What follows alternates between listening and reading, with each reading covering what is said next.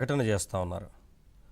అంటే గతంలోనే వారు గడప గడపకు కార్యక్రమాల పేరుతోని అంతకుముందు ఎన్నికలకు ముందు ఇంటింటికి వెళ్ళారు. వెళ్ళిన సందర్భంలో ప్రజలు ఎలా తిరస్కరించారో అందరికీ తెలుసు.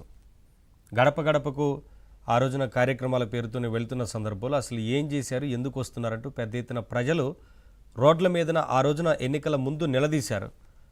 అయితే కొంతమంది ఆ కార్యక్రమాన్ని కూడా మధ్యలో చేయకుండా వదిలేసి వెళ్ళిపోయారు. గతంలో వైసీపీకి సంబంధించిన లీడర్లు, ఎమ్మెల్యేలు వారందరూ కూడా. అంటే ప్రజలు అడిగారు, ప్రశ్నించారు, ఎందుకు వాళ్ళు వచ్చారు, ఏం చేస్తున్నారు గడప గడపకు పేరుతోనే కార్యక్రమం పేరుతోనంటూ ఆ రోజున ప్రశ్నించారు. అదొక విషయం.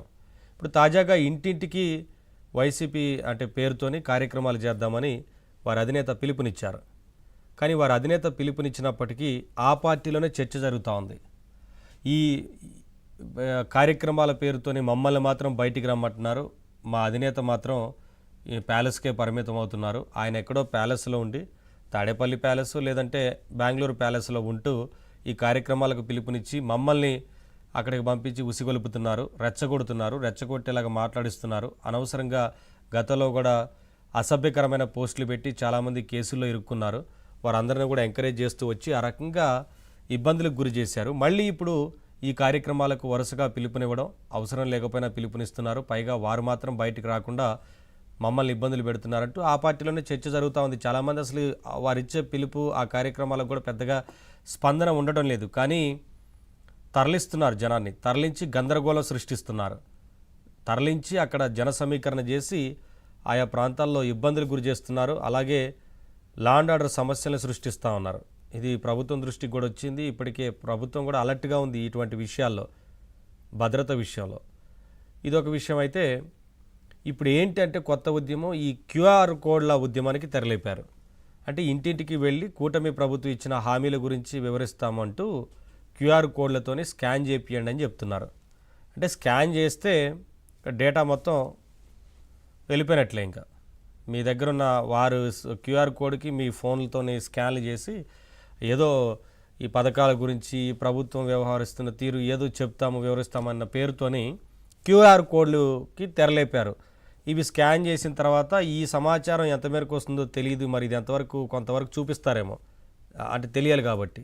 తర్వాత మిగతా డేటా అంతా లాగేసుకునే ప్రయత్నం చేయబోతున్నారనేది కనిపిస్తూ ఉంది.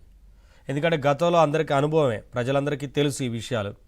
ల్యాండ్ టైటిలింగ్ యాక్ట్ గురించి లేదంటే ఇతరత్ర విషయాల గురించి ప్రజలందరూ ఆ రోజునే అవగాహనతో ఉండి ఆ తీర్పునిచ్చారు వైసీపీకి. అలాగే ఆ రోజున సమాచారాన్ని సేకరించారు. ఇంటింటికి తిరిగి ప్రతి 40 కుటుంబాలకో 30 కుటుంబాలకో 50 కుటుంబాలకు ఒక వాలంటీర్ని నియమించి వారి సమాచారాన్ని మొత్తం సేకరించి ఓట్లు వేయకపోతే పథకాలు రావంటూ బెదిరించి ఇలా రకరకాలుగా చేసి ఆ రోజున వాలంటీర్ వ్యవస్థను ఉపయోగించుకొని ప్రజల మొత్తం డేటాని సేకరించారు అనేది ఆ రోజున పెద్ద ఎత్తున వచ్చిన ఆరోపణలు. ఆ రోజున టీడీపీ కావచ్చు, అలాగే జనసేన కూడా ఇదే ఆరోపణ చేసింది. అనుకున్నట్లుగానే పెద్ద ఎత్తున వారి డేటా అంతా కూడా వారి చేతుల్లోకి వెళ్ళిపోయింది అనేది, దాని మీద కూడా చాలా పెద్ద చర్చ జరిగింది. ఇప్పుడు తాజాగా క్యూఆర్ కోడ్ల వ్యవహారానికి సంబంధించి కూడా మరి డేటా సేకరించడానికి చేస్తున్నారా అన్న అనుమానాలు వ్యక్తమవుతున్నాయి. పెద్ద ఎత్తున స్కామ్లు జరుగుతున్నాయి. ఒకవైపున క్యూఆర్ కోడ్ల స్కామ్లు జరుగుతున్నాయి బయట. ఇవన్నీ జరుగుతుంటే ఇప్పుడు ఈ క్యూఆర్ కోడ్ల స్కాన్ పేరుతోని ఏమన్నా స్కామ్ చేయడానికి బయలుదేరారా అనే అనుమానాలు వ్యక్తమవుతున్నాయి. మరి దీని మీద ప్రభుత్వం ఎలాంటి చర్యలు తీసుకుంటుంది, దీని మీద సీరియస్గా దృష్టి పెడుతుందా అనేది తర్వాత తెలుస్తుంది. మరి ఎలా రెస్పాండ్ అవుతారా, అసలు వీరు చేయబోయేది ఏంటి అనేది. వీటన్నిటికి సంబంధించి వాళ్ళ డిబేట్లో మాట్లాడదాం. డిబేట్లో పాల్గొంటున్నారు తురగా శ్రీరామ్ గారు, అనలిస్టు.